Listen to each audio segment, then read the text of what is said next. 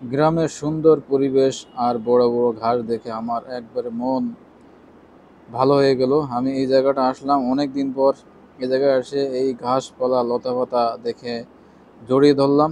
আর আমার পায়ে অনেক কাদা লাগছিল, তাই আমি একটু নদীর ধারে গিয়ে আমি ভাবলাম যে একটু ধুয়ে নিই। তো আমি একটু ধুয়ে নিতেছি, তারপর আমি বাইক নিয়ে চলে যাচ্ছি। দেখি যে অনেক লোক এখানে দেখতে আসছে, এনজয় করতে এসেছে। সেই সাথে সাথে আমিও বাইক নিয়ে এই সিপা সুপার ভিতরে চলে আসলাম। একটু দূরে যাইয়ে দেখি যে এই রাস্তাগুলো আসলে ওদিকে আজ যাওয়ার মতো নাই।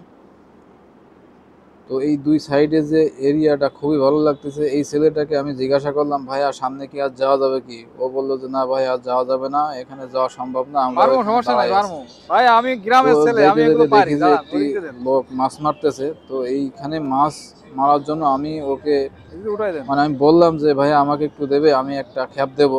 মানে আপনি তো কত মাছ অনেকক্ষণ মারলাম? ধরে এখানে জাল ফেলাচ্ছেন, আপনার মাছ উঠতেছে না, 2-3 খ্যাপ দেখলাম, তো আমার কাছে একটা দেন। আমি তার কাছ থেকে আমি জালটি নিলাম।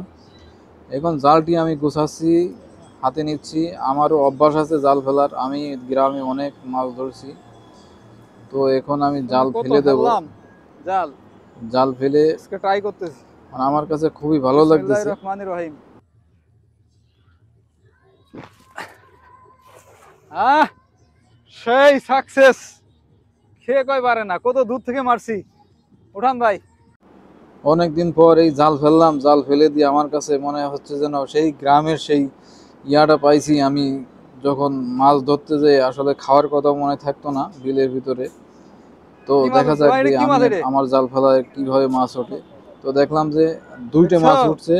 ওই লোক কিন্তু অনেকক্ষণ খেপাইছে, কিন্তু মাছ ওঠে নাই। ওই যে লাফালাফি করতেছে ভাই মাছগুলো কিন্তু দেখে তিন আমার চারটে অনেক খ্যাপ ভালো দিছে, কিন্তু লাগতেছে। পাই নাই। হ্যাঁ, আমি ওঠে নাই, বুঝলাম যে কিন্তু আমার আমি এসে আগের সেই একেবারে দূরে নেশাটা উঠছে। এখনো আছে মাছ ধরার। তাই আমি এদিক দিয়ে আর দেরি করব না, চলে যাব। এদিক দিয়ে আসার সময় দেখি ব্রিজের ভিতরে যে ইতিহাস দেখতেছি, দেখেন দেখেন ভাই।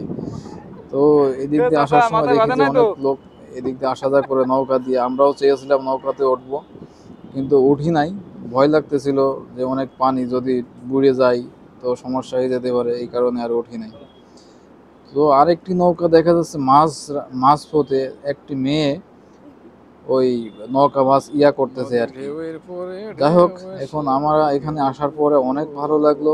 আমরা অনেক এনজয় করলাম। আমার মনে ইনারাও তবু দেখি অনেক ভাসে এনজয় করতেছে। ভাবনা, অনেকক্ষণ দেখতেছি ওরা ঘুরতেছে এখানে। ঘুরতে কত ঘুরতে শখ এদিক দিয়ে আবার ওরা চলে আসবে। বইটা পাওয়া। আমরা আসলে আর এই একজন ভিডিও এটার মাঝে উঠতে করতেছে। পারি নাই, তাতে আমাদের কোনো সমস্যা নাই, কিন্তু একটা জীবনের একটা রিস্ক। এটা যদি কোনো রকম ঘুরে যায় তাহলেই শেষ।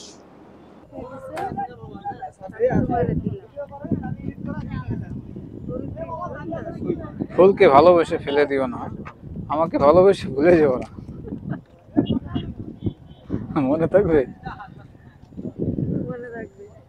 এই ফুলকে মানুষ অনেকে ছিঁড়ে ফেলে দেয়। এই যে ফুলটা সুন্দর দেখা যাচ্ছে, ফেলে দিছি। দেখো,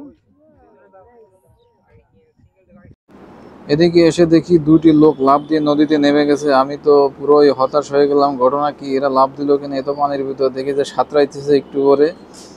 দেখ ভালোই ওরা এনজয় করতেছে, ওরাও অনেক দূর থেকে আসছে, আমরাও অনেক দূর থেকে আসছি, কিন্তু আমরা নামতে পারি নাই। আমরা ওই রকম কোনো কিছু আনি নাই। আমারও অনেক শখ হচ্ছিল যে পানিতে নেমে, অনেক দিন পর আসলাম এদিকে। পানি দেখে আমার কাছে খুবই ভালো লাগতেছে যে পানিতে নামবো কিনা, কিন্তু না, নামা যাবে না, এই মুহূর্তে সতর্কতা বাণী।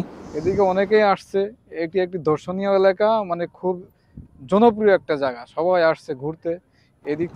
অনেকক্ষণ ঘোরাঘুরির পর বিকাল হয়ে গেল। বিকাল হইতে হইতে আস্তে আস্তে এদিকে আমার অন্ধকার বাইকটি নেমে পার্কিং আসতেছে। করে তা রেখে আমি গেছি, একার ভাবলাম মতো যে একা না, আর আছি, কোনো বেশিক্ষণ থাকা সমস্যা নেই। যাবে না, কারণ সাথে এখানে ভালো হেলমেট লোক নাও আছে। থাকতে পারে। তাই এই যে ভিডিওটি এখানে এই যে পর্যন্ত। সবাই ভালো থাকবেন, সুস্থ ওরা নাস্তা থাকবেন। পানি আল্লাহ ব্রেকফাস্ট হাফেজ। করিয়ে দেয়।